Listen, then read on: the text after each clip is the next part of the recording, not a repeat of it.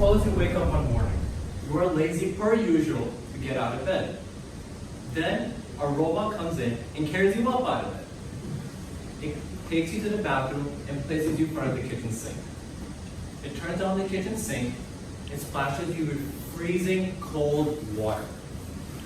It then injects its cold metal fingers into your mouth and starts brushing your teeth. It then, again, possibly more intrusive, takes off all of your clothes, top to bottom, everything you wear.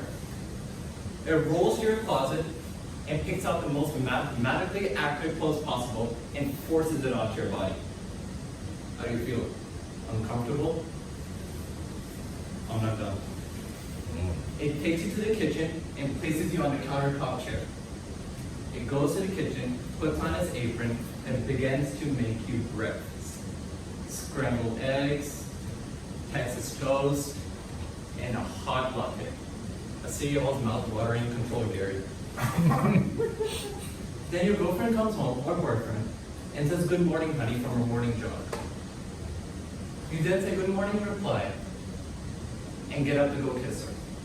Right when you're going up to go kiss her, the robot comes in and kisses her for you. Now, how do you feel? Truly uncomfortable?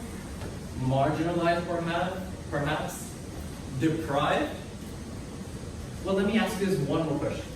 What if I told you that you could not do the one thing which you probably already did today, or what you've been probably doing for the rest of your life since you were 16 years old? Drive. What if I told you you could not drive anymore? What if I told you a self-driving car brought you to class today? You'd be probably thinking that I have already implanted this girlfriend or boyfriend string robot image in your mind. Now I am saying that you cannot do the one thing that establishes your independence in this country, the one thing that gives you the ability to escape from your intrusive parents or siblings. We do not need these self-autonomous things in our lives. We want to cook our own breakfast. We want to kiss our own girlfriends and boyfriends. We want to have fun in life. But these autonomous things take that away from us. Sucks the fun out of us. And especially self-driving cars, that drains the fun right out of the drain. We do not need autonomous things. We do not need a future we're headed towards. We do not need self-driving cars. So nowadays, when we sit in new cars, we're surrounded by screens, and you guessed it, more screens. But behind the screens, there's a multitude of sensors. Sensors that can automatically brake the car for you, sensors that can steer and drive the car for you by itself with no humans, and can automatically brake the car for you if you forget, automatically can close the door for you if you forget to close it in all the way. These sensors are the backbone of self-driving vehicles. But self-driving vehicles is a weapon. Cars itself is a weapon of major caliber. A car, as a weapon as this, can take out anything in its way without a sense of hesitation. It is an object built for motion. But it is also an object built to be controlled, not by computers, but by us. It is true that human error, according to the National Highway Traffic and Safety Administration, was thought to have caused 94% of all the traffic crashes in the United States. The other 6% was attributed to vehicles, environment, and unknown reasons.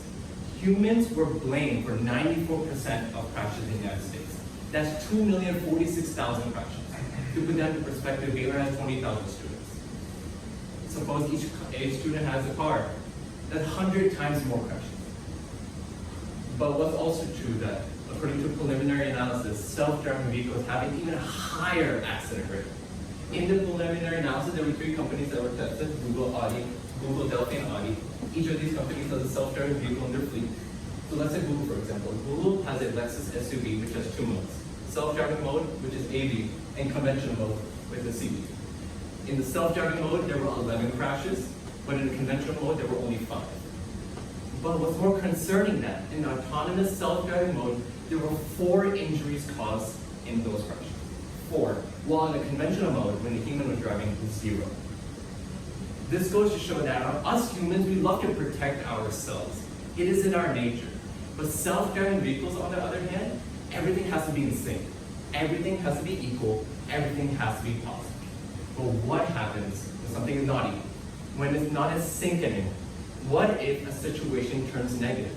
Imagine a driver braking in front of you because of a red light. Imagine someone cutting you off because they were late to class today. Noise. What would a car do in this situation? Who would you trust? You yourself, where the brake is right there in front of you, you can press it right yourself right then and there. Or would you trust a lost algorithm to catch up the speed, pun intended, and brake it for you? Secondly, you might be thinking, yeah, crashes can happen, but my laziness is way more important. In self-driving vehicles, you can sit around in the back and do anything you want, or the car drives you wherever you want to go. That's true. You can sleep, you can eat, you can even throw a bachelor party in the back if your heart truly desires it. But listen to me carefully. Cars are not your living rooms or your apartments in that fact. These are not your lazy boy, Red Bull filled, Celsius filled living rooms of your current apartments. Don't lie to me, anyone. I know you. These vehicles are giant 5,000-pound machines. They can flatten your phones into pancakes. They can turn your A+ life into a D-, literally. And they can turn your life upside down in a blink of an eye. Cars have windows and mirrors for a reason. Not to view the treasures and the natural beauty while you're drinking or sleeping in the back of the car, but to protect your own treasures and to preserve your own natural beauty. To drive the car, it was meant to be driven by you. By you.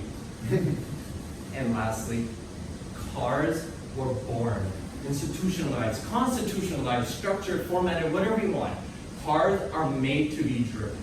There's a reason why every single car built today has a steering wheel.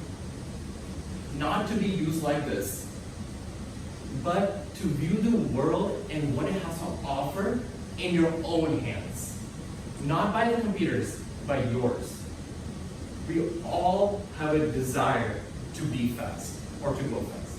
We all have a curiosity built inside of us. We all want to be in control, and we all want the freedom. So go step on the gas and race the future until you dust it back into the past. Thank you.